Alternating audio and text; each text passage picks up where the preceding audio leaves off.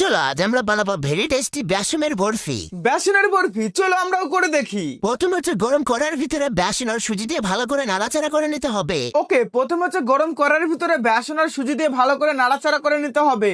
তারপরে হচ্ছে এর ভিতরে ঘি দিয়ে আবারও ভালো করে মাখিয়ে নিতে হবে। তারপরে হচ্ছে এর ভিতরে ঘি দিয়ে আবারও ভালো করে মাখিয়ে নিতে হবে। তারপরে হচ্ছে এর ভিতরে দুধ দিয়ে ঠিক এতটা টাইট করে মাখিয়ে রেখে দিতে হবে। তারপরে হচ্ছে এর ভিতরে দুধ দিয়ে ঠিক এতটা টাইট করে মাখিয়ে রেখে দিতে হবে।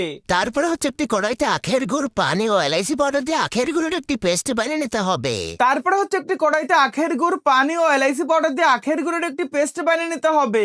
এবার এই পেস্টটা সেকনি দিয়ে থেকে প্রথম কড়াইতে ঢেলে নিতে হবে। তারপরে ভালো করে মাখিয়ে নিতে হবে। এবার এই পেস্টটা সেকনি দিয়ে থেকে প্রথম কড়াইতে ঢেলে নিতে হবে।